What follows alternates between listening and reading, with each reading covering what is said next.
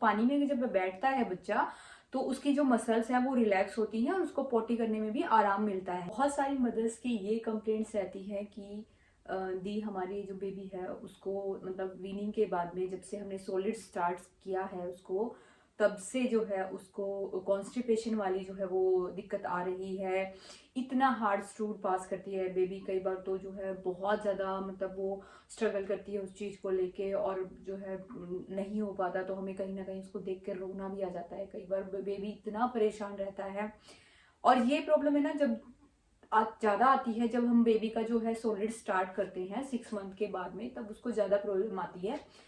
तो मेरे साथ मेरी बेबी के साथ में एक ही बार ऐसा हुआ है और वो तब कैसे हुआ था और मैंने उसको कैसे ठीक किया तो उसी के बारे में बात करने वाली हूँ आज। आप अपने बेबी को किस तरीके से कॉन्स्टिपेशन से बचा सकते हैं कि उसको ना हो, और अगर उसको हो गया है इन केस तो आप कौन सी चीजें जो है करके घर पे उसको ठीक कर सकते हैं। देखिए हर चीज के लिए दवाई जो है देना मतलब कहीं ना कहीं हम हेल्थ को थोड़ा सा कॉम्प्रोमाइज कर रहे हैं बच्चे की। तो आप घर पे कुछ चीजें उसको खिला सकते हैं जिससे उसका कॉन्स्टिपेशन जो है वो ठीक हो जाएगा। कुछ चीजें मैं ऐसी भी बताऊंगी कि जो आप कंटिन्यू बच्चे को अगर आप देते रहते हैं तो उसको कॉन्स्टिपेशन नहीं होता है।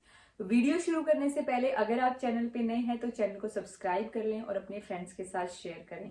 देखिए 6 मंथ तक बेबी जो है वो एक्सक्लूसिवली ब्रेस्ट फीड पे रहता है या तो फिर ब्रेस्ट फीड या फॉर्मूला फीड दोनों कंबाइंड पे रहता है। तब तक जो है बच्चे को बहुत रेयर ऐसे चांस होते हैं कि उसको कॉन्स्टिपेशन होता है। मतलब 99% बच्चे ऐसे होते हैं तब तक कि उनको कॉन्स्टिपेशन वाली प्रॉब्लम नहीं होती है। कॉन्स्टिपेशन वाली प्रॉब्लम बच्चे को अक्सर जो है वो 6 मंथ के बाद से स्टार्ट होती है और क्योंकि हम वीडिंग उसकी स्टार्ट करते हैं ऊपर से सॉलिड्स देना स्टार्ट करते हैं तो उसका कहीं ना कहीं डाइजेशन जो है वो धीरे धीरे धीरे इम्प्रूव होता है।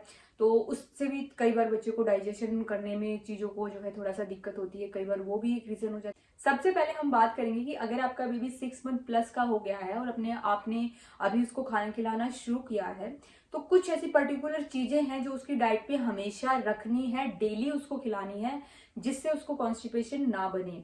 सबसे पहला है कि 6 मंथ प्लस है तो इसका मतलब ये नहीं है कि हम उसको ब्रेस्ट फीड नहीं कराएंगे, हम उसको टोटली ब्रेस्ट फीड पे ना रख के उसको ब्रेस्ट फीड और ऊपर से जो भी सॉलिड्स हम दे रहे हैं वीडिंग उसको वो देंगे। स्टार्टिंग हमें जो है वो प्यूरी फॉर्म से करनी है क्योंकि अगर आप स्टार्टिंग में ही उसको सॉलिड्स देना शुरू कर दोगे तो उसका जो डाइजेशन सिस्टम है वो खराब हो जाएगा बच्चे का और उससे उसको या तो लूज मोशन होंगे या कॉन्स्टिपेशन होगा। तो आपको ये ध्यान रखना है कि जब आप 6 मंथ पे स्टार्ट कर रहे हैं तो बच्चे को जो स्टार्टिंग में है वो 2 या 3 वीक कम से कम जो है वो प्यूरी फॉर्म पे रखना है।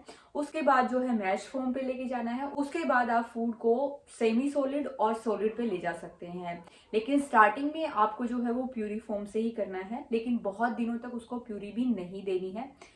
नंबर 2 कि आपको उसके हाइड्रेशन को मेंटेन करना है।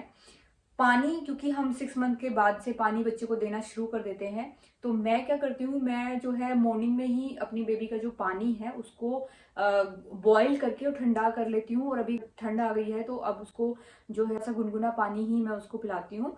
तो आपको जो है हल्का सा, बहुत ज्यादा ठंडा पानी बेबी को नहीं देना है जब आप पानी उसके साथ दे रहे हैं।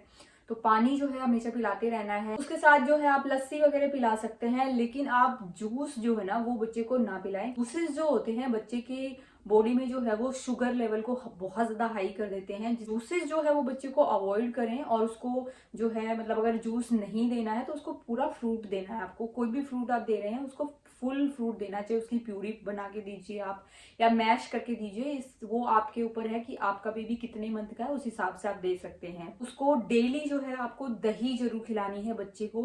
अब कुछ लोग जो है ये कमेंट करेंगे कि ठंड होने लगी तो हम बच्चे को दही खिलाएंगे तो उसको ठंड लग जाएगी। देखिए ठंड का और दही का कोई लेना देना नहीं है।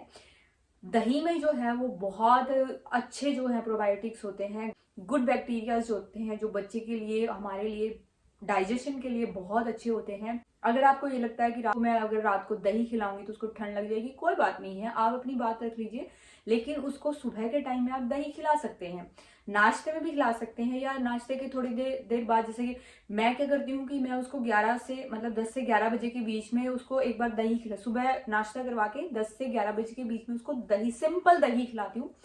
दही में आपको कुछ भी मिक्स नहीं करना है, होता क्या है ना कि जब हम दही में कुछ मिक्स कर देते हैं तो उसका जो गुड बैक्टीरियाज होते हैं वो खत्म हो जाते हैं, तो दही खाने का कोई मतलब नहीं बन जाता।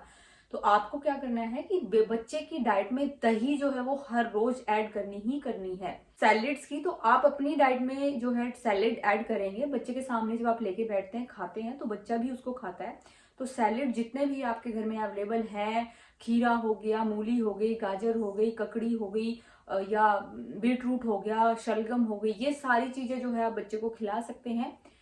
कोई भी मनाही नहीं है इनसे, कोई कुछ एलर्जी वगैरह के कुछ भी साइन नहीं आते हैं, ये बिल्कुल सेफ है। ये खिलाएंगे तो बच्चे का जो इनटेक है फाइबर का वो अच्छा बना रहेगा, और फाइबर जो है बॉडी में जो है कॉन्स्टिपेशन नहीं बनने देते हैं।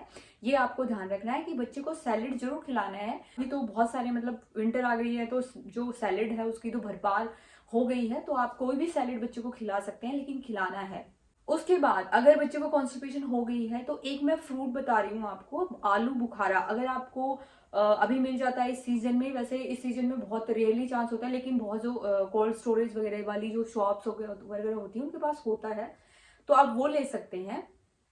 उसका जो है प्यूरी बना के बच्चे को दे सकते हैं, या बच्चा अगर बड़ा है तो उसको डायरेक्ट उसको दे सकते हैं खाने के लिए, या फिर उसको बहुत अच्छी प्यूरी बना के बच्चे को खिला सकते हैं।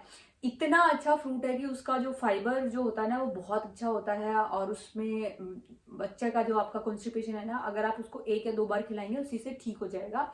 बहुत अच्छा फ्रूट है आलू बुखारा, अगर आप बच्चे को देते हैं, अगर सीजन है तो डेली आप बच्चे को खिला सकते हैं, उससे आपके बेबी को जो है वो कॉन्स्टिपेशन नहीं होगी। मेरी बेबी को कॉन्स्टिपेशन क्यों हुआ था वो मैं आपको बताती हूँ कि उसको जो है एक बार जैसे टीडिंग होती है तो बच्चे को इन्फेक्शन जो हो जाता है, क्योंकि सारी चीजें वो मुंह में लेता है, तो उसको इन्फेक्शन हो गया था। उसके बाद जो है उसको लूज मोशन हो गई, लूज मोशन की हमने उसको दवाई दी तो उसको कॉन्स्टिपेशन हो गया, क्योंकि दवाइयां जो होती है ना कहीं गर्म होती हैं, और बच्चे का जो है हम हो सकता है कि मैंने हाइड्रेशन मेंटेन ना रखा हो, या फिर बच्चे की बॉडी ऐसी होती है कि इतनी सारी दवाइयां अगर हम उसको देंगे तो उसका जो स्टूल था वो बिल्कुल हार्ड हो गया था, और मैंने उसके लिए उसको कोई दवाई नहीं दी, क्योंकि मुझे पता था कि मुझे उसको कैसे ठीक करना है। मैंने उसको दही खिलाई, खीरे खिलाए, आलू बुखारा खिलाया, और उससे उसका कॉन्स्टिपेशन बिल्कुल ठीक हो गया। तो आप ऐसा कर सकते हैं, हर चीज के लिए बच्चे को दवाई मत दीजिए कि ये हो गया है तो इसके लिए दवाई बता दीजिए, नहीं, ऐसा नहीं होता है। अगर आप मान लीजिए अगर 10 चीजें बच्चे को अच्छी खिला रहे हैं और एक दवाई आप दे रहे हैं, तो आप ये समझ सकते हैं कि उस एक दवाई से बच्चे की बॉडी पे कितना असर पड़ रहा होगा। तो आप खाने पीने से बच्चे की जो हेल्थ है उसको अच्छे से मेंटेन कर सकते हैं। बच्चे का हाइड्रेशन आपने पूरा मेंटेन रखना है, बच्चे को पानी बार बार में पिलाते रहिए। जब हार्ड स्टूल हो जाता है तो बच्चे को कहीं ना कहीं बहुत दिक्कत होती है स्टूल पास करने में, पोटी करने में। तो आप ऐसा कर सकते हैं, जब बच्चे को नहला रहे हैं तो एक टब वगैरह में हल्का गुनगुना पानी, क्योंकि अब तो वेदर भी ऐसा ही है कि हम गर्म पानी से ही बच्चों को नहला रहे हैं, तो उसको उसमें बिठा के नहलाइए, ताकि जो पानी है उसकी पेल्विक मसल्स पे लगे, नीचे वाली मसल्स पे लगे, और वो मसल जो है वो थोड़ी रिलैक्स हो, और उसको पोटी पास करने में जो है वो प्रॉब्लम ना हो। आपका बच्चा जो है कितने महीने का या कितने ईयर का है, कमेंट बॉक्स में जरूर बताइएगा। इससे रिलेटेड अगर आपकी कोई भी क्वेश्चंस होंगे तो कमेंट बॉक्स में कर सकते हैं। मिलते हैं नेक्स्ट वीडियो में, तब तक अपना और अपने बेबी का ख्याल रखिए। Bye bye.